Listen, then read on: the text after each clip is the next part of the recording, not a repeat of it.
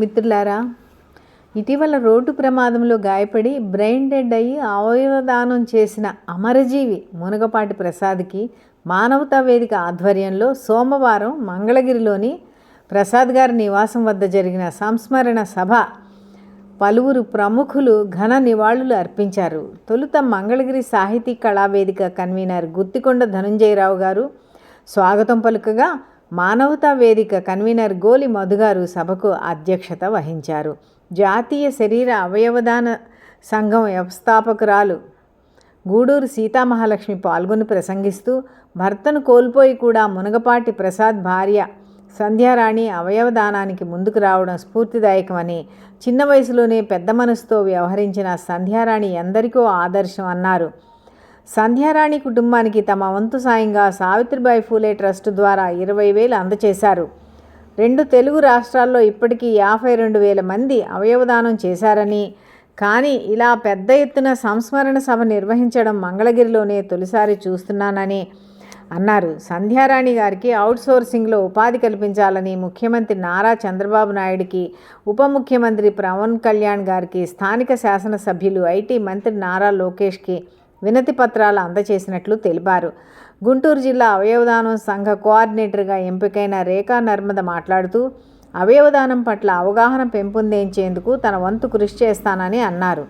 మంగళగిరి బుద్ధ విహార అధ్యక్షుడు రేఖా కృష్ణార్జునరావు గారు ప్రసంగిస్తూ, అవయవదానం పట్ల అవగాహన పెంచేందుకు మానవతా వేదిక ముందుకు రావడం మంచి పరిణామం అన్నారు.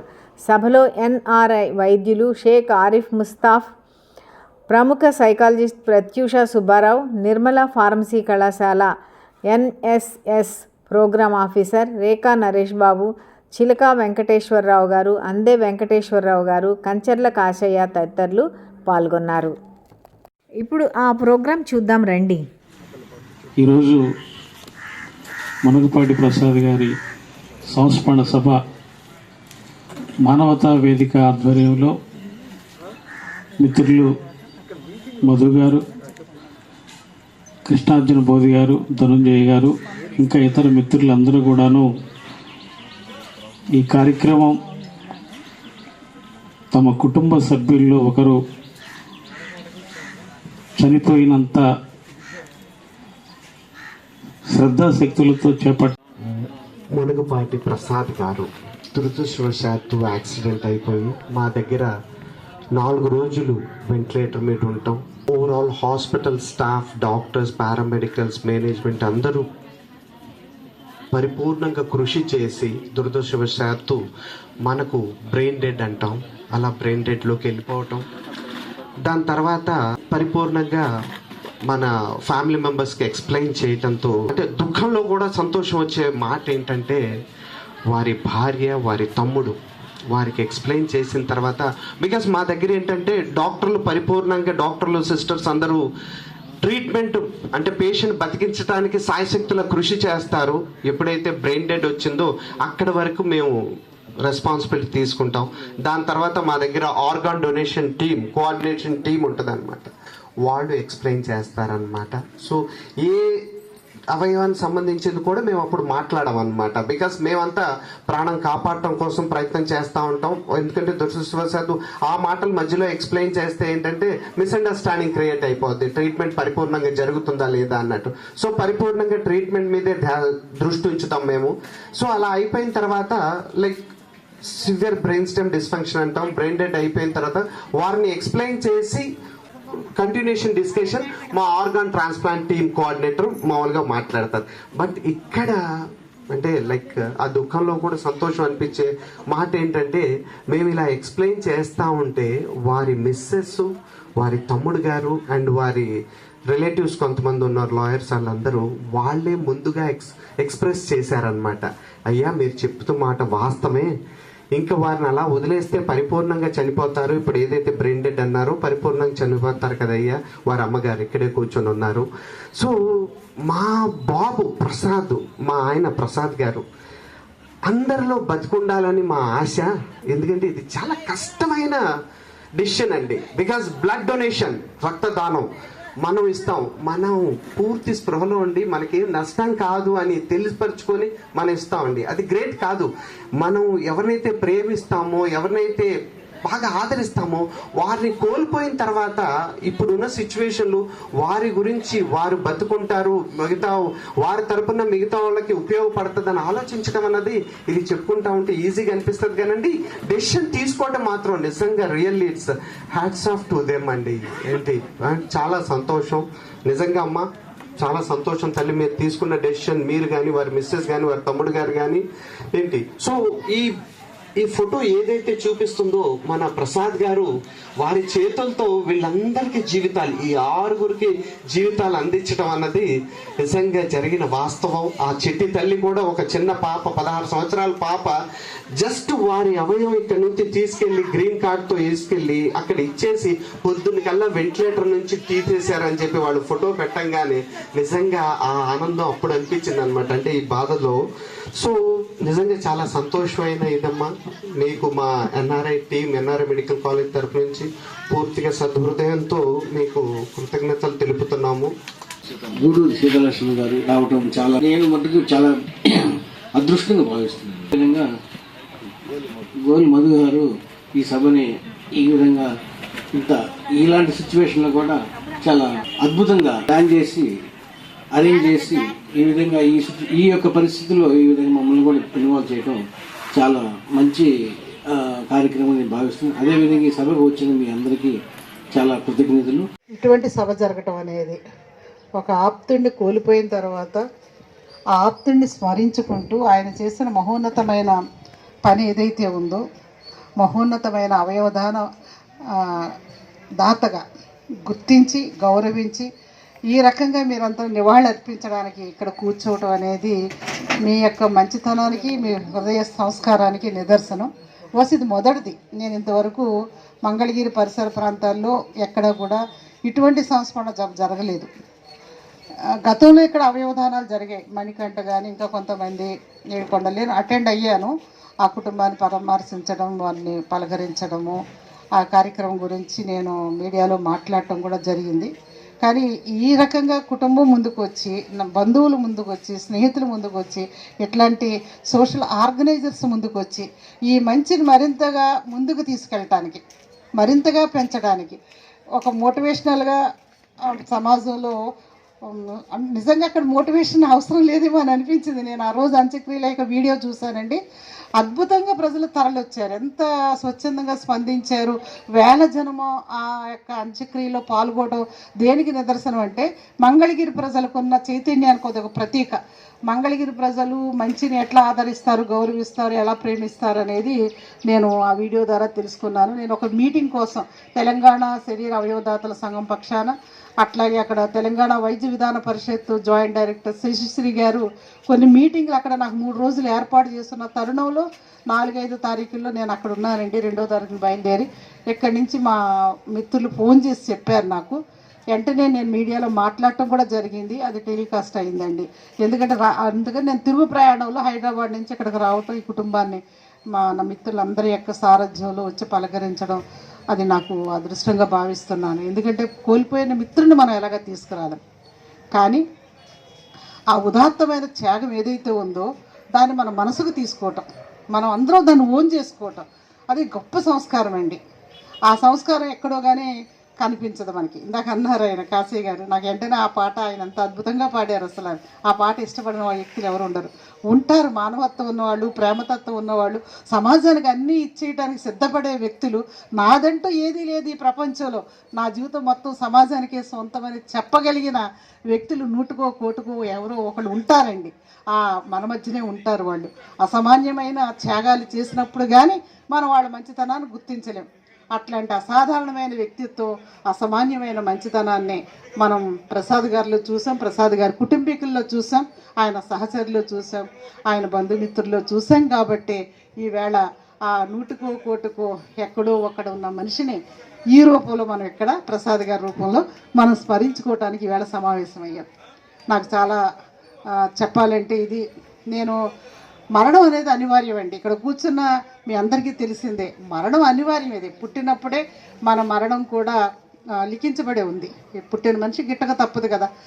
ఈ జనన మరణాల మధ్య ఒక కవి గారు చాలా అందంగా చెప్పారు, కన్ను తెరిస్తే జననం, కన్ను మూస్తే మరణం, రెప్పపాటిదే కదా జీవితం అంటాడు ఆయన. ఆ రెప్పపాటు జీవితాన్ని ఎంత అర్థవంతంగా, ఎంత ప్రయోజనాత్మకంగా, సమాజ హితం కోసం, నలుగురు ప్రయోజనం కోసం ఆ జీవితాన్ని వెచ్చిస్తున్నామనే దాని మీదే ఆ మనిషి యొక్క క్వాలిటీ ఆఫ్ లైఫ్ ఆధారపడి ఉంటుందండి. ఎన్నాళ్ళు బతికేమనేది కాదు, ఎన్ని సంవత్సరాలు ఇక్కడ ఉండిపోయామనేది కాదు, బతికిన కొద్ది కాలమైన అర్థవంతమైన జీవితం గడపాలండి. ప్రతి జీవి పుట్టిన తర్వాత మరణించక తప్పదు, మరణం అనివార్యమే. కానీ ఈ రకంగా ప్రసాద్ గారిలాగా ఆకస్మికంగా మరణం సంభవించిన పరిస్థితులు వచ్చినప్పుడు కూడా గుండె నిబ్బరంతో, ధైర్యంతో ఆ పరిస్థితిని ఎదుర్కొంటూ తమ ఆప్తుడిని, తమ కుటుంబ సభ్యుడిని ఒక చిరస్మరణీయమైన వ్యక్తిగా చరిత్రలో నిలపాలి, చిరంజీవిని చేయాలి, ఆయన మన ముందు బతికే ఉండాలి, సజీవంగా ఉండాలి అనే దానికి ఒక ధైర్యంగా ఒక నిర్ణయం తీసుకున్న సతీమణి మరి సంధ్యారాణి గారు కానీ, తల్లి గారు కానీ, అన్నదమ్ములు కానీ, ఇక్కడ ఉన్న మన బంధుమిత్రులు కానీ, మన ధనంజయ్ గారు లాంటి పెద్దలు అందరూ కూడా ఆ గుండెని చిక్కబట్టుకొని ఆ నిర్ణయం తీసుకోవడం అనేది నేను వారికి హ్యాట్స్ ఆఫ్ చెప్తున్నానండి. మనస్ఫూర్తిగా సెల్యూట్ చేస్తున్నాను ఆ నిర్ణయానికి. ఇది 100% ఒక్కడే చేయగలరు. ఎందుకంటే మన భారతదేశం, నేను ఈ ఉద్యమాన్ని 2003లో ఇలాంటి మూమెంట్ ఒకటి ఇండియాలో అవసరమని భావించి అడుగులేస్తున్న తరుణంలో చాలా ఆటంకాలు ఎదుర్కొన్నామండి. అవన్నీ ఇక్కడ మీకు చెప్పలేను, ఎందుకంటే అంత త్వరగా దీన్ని యాక్సెప్ట్ చేయలేదండి సొసైటీ. మరణం అనేది మాట్లాడటానికి కూడా ఒప్పుకోని సమాజం అండి మనది. అదొక దుర్వార్త, చెడు వార్త. మరణం గురించి, చావు గురించి మాట్లాడటం అనేది అశుభ సూచకంగా భావించి నేను నా మిత్రులతోటి, నా సన్నిహితులతోటి కూడా చర్చిస్తున్న తరుణంలో నా మిత్రులే నా దగ్గర నుంచి దూరం వెళ్ళిపోయిన దుర్బలమైన పరిస్థితిని నేను ఎదుర్కొన్నాను.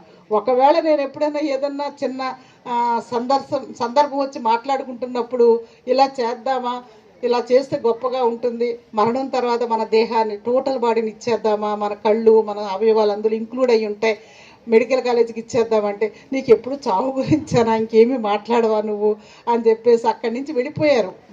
ఆ సంభాషణల నుంచి పక్కకి వెళ్ళిపోయేవారు. సీతామహాలక్ష్మి ఎప్పుడు ఇది తప్ప ఇంకేది మాట్లాడదని. సో మన ప్రసాద్ గారితో మొదలైందని. ఆ ప్రసాద్ గారు ఇంతమందిని కదిలించగలిగారు. ఆ రోజుల్లో మేము కూడా ఎప్పుడో ఒకప్పుడు మొండితనం ఉండాలి, ఒక సంకల్పం తీసుకున్నప్పుడు పట్టుదల కూడా చాలా అవసరం. వెనక్కి తగ్గే ప్రసక్తి ఉండకూడదు. ఎందుకంటే ఇండియాలో జీరోలో ఉన్నామండి మనం. జనాభాలో 140 కోట్ల మంది జనాభా ఉన్న మన భారతదేశంలో అవయవదానం చేయమన్నా, శరీర దానం చేయమన్నా వెనకబడిపోయాం మనం. 0%లో ఉన్నాం. ఎవరు ముందుకు రావటం లేదు. ఇతర దేశాలతో కంపేర్ చేస్తే ఈ విషయంలో మన భారతదేశం చాలా వెనకబడతనం ఉంది. కేవలం మత విశ్వాసాలు, మూఢనమ్మకాలు, కొన్ని మిత్స్ అనమాట. ఆ మరణం చుట్టూ అల్లుకున్న అనేక మిత్స్ ఏవైతే ఉన్నాయో, పూర్వకర్మలు, పరకర్మలు, పునర్జన్మలు, కర్మకాండలు, పుణ్యక్రతువులు, లేదా బ్రాహ్మణ పిలవటం, తద్దినాలు, పిండ ప్రదానాలు, అంత్యక్రియలు జరిపించడం, పుత్రుడు వచ్చి పున్నామ నరకం నుంచి తప్పించాలి కాబట్టి పుత్రుడి చేతే తలకురి పెట్టించడం, ఎన్నో రకాల నమ్మకాల మధ్య మనం జీవించేస్తున్నాం. సో అలాంటప్పుడు మీరు చనిపోయిన తర్వాత మీ బాడీని 6 గంటల లోపల మాకు ఇచ్చేసేయండి, మేము తీసుకెళ్ళిపోతామంటే ఒక పట్ట మన సొసైటీ యాక్సెప్ట్ చేయలేదు ఆ రోజున. అప్పుడు నా బాడీతో మొదలుపెట్టానండి. మనం చేతి చూపిస్తే తప్ప జనం ఎవరు నమ్మరు. కాబట్టి ఆంధ్ర మెడికల్ కాలేజీకి నేనే వెళ్ళి కనుక్కునే విషయాలు వెళ్ళి తీసుకుని 2002 అండి టోటల్ బాడీ డొనేషను. నా బాడీని ఒక రిజిస్టార్ ఆఫీస్కి వెళ్ళాల్సి వచ్చిందండి. ఒక ప్రాపర్టీని ఎలా రిజిస్టర్ చేస్తామో అలా రిజిస్టర్ చేయాల్సిందేనండి. అంటే ఒక ఆస్తినో, పొలాన్నో, స్థలాన్నో ఎవరికైనా దఖలుపరుస్తున్నప్పుడు మనం బిల్లు రాస్తాం కదండి, మన పిల్లలకు పలానా ఆస్తి చెందాలని. అదే క్రమంలో మన ఇది విలువైన ప్రాపర్టీ అండి. కోట్లలో కూడా కొనలేం మనం. ఒక గుండె కానీ, ఒక కాలేయం కానీ, ఒక లివర్ కానీ, మన బాడీలో ఉన్న ప్రతి ఆర్గాన్ని మనం ఎక్కడ తయారు చేయలేం, బయట మనం కొనలేం కూడా. అంత అత్యంత విలువైన మానవ దేహంలో ఉండే ఆర్గాన్స్ని మట్టిపాలు చేసి పిడికడి బూడిద కింద మార్చేసే కన్నా ప్రజా ఉపయోగార్థం, ప్రజలకి హితం కోసం, మరొకరిలో జీవించడం కోసం ఈ ఉద్యమాన్ని ప్రారంభించేటప్పుడు అది నమ్మేది మంచి అనేది. నా టోటల్ బాడీని రిజిస్టర్ చేసిన తర్వాత ఇంట్లో చెప్పాను మొట్టమొదటి మా నాన్నగారికి ఆ పేపర్లు తీసుకొచ్చి. మా ఫాదర్ సంతోషంగా అంగీకరించారు. ఇంతకంటే పుణ్యకార్యం ఏముంటుందని. ఆయన కూడా ఒక రిటైర్డ్ టీచరేనండి. ఆయన బాడీ రిజిస్టర్ చేయించాను నేను. ఆ తర్వాత నాన్నగారి స్నేహితులకి, బంధువులకి, ఆప్తులకి, ఇంటికి వచ్చిన వాళ్ళకి, నేను స్కూల్కి వెళ్ళి వచ్చేసరికి ఒక 100 మందికి ఆయన ఫోన్లు చేసి చెప్తూ ఉండేవారు, నేను ఇలా చేశానురా, నా తర్వాత నా కూతురు నన్ను మట్టిపాలు చేయకుండా నాది సగర్వంగా మెడికల్ కాలేజీకి పంపిస్తుంది, అలా మెడికల్ కాలేజీకి ఇచ్చేయడంలో ఎంత పుణ్యం ఉంటుంది, మనం ఎందుకు బూడిదైపోవాలి. ఆయన భాషలో, ఆయన పద్ధతిలో టీచర్గా ఆయన ఎక్స్ప్లెయిన్ చేస్తే కొన్నాళ్ళకి ఒక 1-2 ఏళ్ళు తిరిగేసరికి ఈ యొక్క ప్రచారం అనేది ఒక 30 మందిని కదిలించిందండి. ఆ 35 మందిని టోటల్ బాడీ రిజిస్ట్రేషన్ చేయడానికి ఒప్పించడానికి మేము చాలా ప్రయత్నం చేసాం, కష్టపడ్డాం. విశాఖపట్నంలో లక్షల మంది జనం ఉన్నారు. లక్షల జనంలో 35 మందిని రిజిస్టార్ ఆఫీస్కి తీసుకెళ్ళి రిజిస్ట్రేషన్ అంటే లీగల్ హెయిర్ రావాలి, సాక్షి సంతకాలు రావాలి, సంతకాలు పెట్టాలి, ఒక 7-8 పేజీలు డాక్యుమెంట్ ఇస్తారు, రెవెన్యూ కూడా కట్టాలి మనం ప్రభుత్వానికి. అసలు రిజిస్టార్ గారు కూడా ఆశ్చర్యపోయారు, నా బాడీ రిజిస్ట్రేషన్ చేసినప్పుడు ఇలాంటి రిజిస్ట్రేషన్ కూడా ఒకటి ఉంటుందా అమ్మ, నాకు తెలియదు అన్నారు. నాకు డైరెక్షన్ లేదు, మాకు గైడెన్స్ లేదు, ప్రభుత్వం దీన్ని మార్గదర్శకత్వం ఏమి ఇవ్వలేదంటే మీరు registration stamp and general secretary ఒక ఆయన ఉంటారండి ఢిల్లీలో, మీ హెడ్, ఆయనకు ఫోన్ చేయండి, ఇదంటే ఎనాటమీ యాక్ట్లో ఉందండి, గవర్నమెంట్ కేంద్ర ప్రభుత్వం ఎనాటమీ యాక్ట్ అయితే చేసింది, కానీ ఎవరు ముందుకు వచ్చి దాని రిజిస్ట్రేషన్ అనేది చేయడానికి రాలేదు. 94లోనే ఆ యాక్ట్ ఒకటి ఉందండి. సో దాన్ని అమలు చేయమని మిమ్మల్ని కోరుతున్నామని ఆ యాక్టు, ఆ జీవో కాపీ, అనాటమీ యాక్ట్, శరీర దాన చట్టాన్ని వివరించిన తర్వాత నాకు ఒక 1 నెల రోజులు టైం ఇమ్మనే రిజిస్ట్రార్ గారు అడిగారు. ఈ లోపల ఆయన పైకి రాసి క్లారిఫికేషన్ తెచ్చుకుని ఎస్ ఇలాంటి యాక్ట్ ఉంది చెయ్యొచ్చు అన్న తర్వాత నా రిజిస్ట్రేషన్తో అది మొదలైంది. సో ఈవేళ 52,000 మంది మన ఆంధ్రప్రదేశ్లో ఎన్రోల్ అయిపోయారండి. ఈ 20 ఏళ్లలో ఒక 52,000 మానవతామూర్తులు, ప్రేమతత్వం కలిగిన వాళ్ళు. ఇచ్చేద్దాం, ఏముంది మట్టిలో కలిసిపోయే కన్నా, ప్రజల ప్రయోజనార్థం మెడికల్ కాలేజీకి ఇవ్వటంలో ఎంత గొప్ప పని ఉన్నప్పుడు అలాగా రిజిస్ట్రేషన్ చేసి ఇప్పటికీ ఎన్రోల్ అయిన వాళ్ళు మా సంస్థ ద్వారా 52,000 మంది ఉన్నారండి పైనే. ఈవేళ మంగళగిరి పట్టణంలో వచ్చిన చైతన్యం, ఈ వెల్లువ ఎంతోమంది అవయవదాతల్ని కదిలిస్తుంది. ఇక్కడ నేను ఒక డిఫరెన్స్ చెప్పాలండి, బహుశా నేను ఇప్పుడే నర్మదకి చెప్పాను. చాలామంది అనుకుంటారు what is the difference between body donation and organ donation, what about body donation and what about organ donation అనేది నేను వివరంగా ఒక 40 ప్రశ్నలకు ఆన్సర్ రాశానండి. ఇది ఇక్కడే నేను మా నర్మదకి ఇచ్చి వెళతాను. నేను దీన్ని పీడిఎఫ్లు కూడా పంపిస్తాను, ఎందుకంటే అనేక సందేహాలు మేము దేశవ్యాప్తంగా తిరుగుతున్న క్రమంలో ప్రజల నుంచి వచ్చిన సందేహాలు. పార్థివ దేహదానం ఎప్పుడు చేయాలి, అవయవదానం ఎప్పుడు చేయాలి, నేత్రదానం ఎప్పుడు చేయాలి, అసలు ఇవన్నిటికి ఉన్న డిఫరెన్స్ ఏంటి, ఏది ఎప్పుడు అమలు జరగాలి, ప్రజల్లో ఎన్నో సందేహాలు ఉంటాయి. ఆ అనుమానాలన్నింటిలో కూడా నివృత్తి చేస్తూ నేను ఈ కరపత్రం అనేది కొన్ని లక్షలు వేసాం దేశవ్యాప్తంగా. అది మీకు కూడా అందుబాటులో ఉంచుతాం, అలాగే అప్లికేషన్స్ కూడా.